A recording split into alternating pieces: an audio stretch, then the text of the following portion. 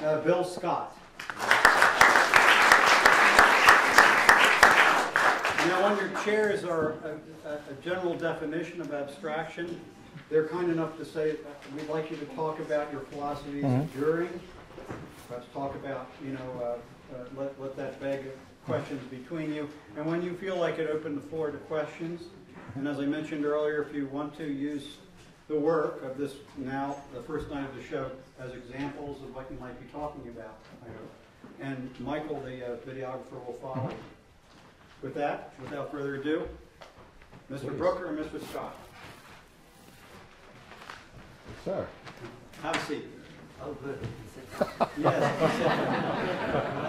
You sit? No, I'm not sitting. You're not sitting. No. Where are you going?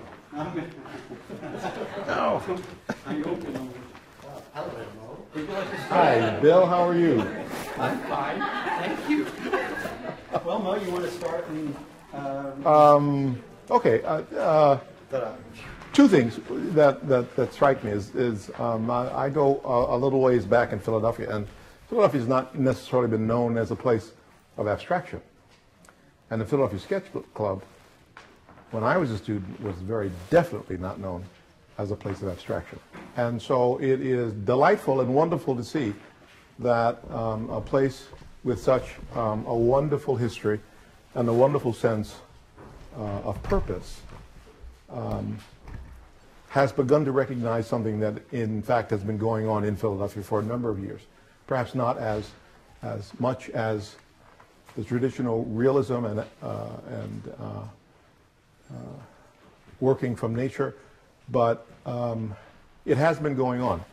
And so it is, for me, a delight to see this show. It's a perfectly wonderful show. Very exciting, offers many, many different approaches and uses of material, which is always exciting.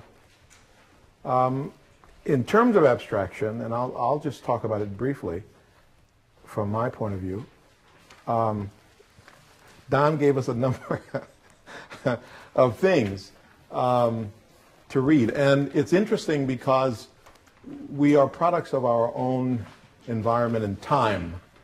And the description of abstract art here is heavily without any real knowledge of what the process really is. I mean, this is, for me, all wrong. It does not talk about what abstraction really is, nor what abstract expressionism really is. In many cases, most people think that abstraction is that which you make up. Now, the question for me has never been a question of making up, because you can't make anything up. Everything that we do, everything that we think comes from our imagination, begins having experienced it somewhere in nature. We take it and change it around in a number of ways and apply it differently. I'll give you an example. You can take, for example, a texture that you normally realize and understand, the texture of a rock or of a wall. You can put that in a different environment within the context of a drawing or a painting, and it becomes something entirely different. So that the environment that you place the elements that you decide to use begins to define their purpose. And so the difference that I see in abstraction today relative to what I do is just like in figurative work. I must decide a purpose and a function of the elements that I decide to use. What are they going to do? What do I want them to do?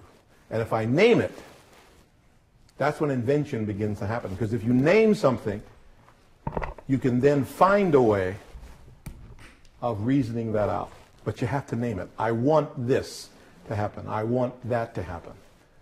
You name it, it begins to happen. The third thing for me is that abstraction deals with an alphabet as any form does.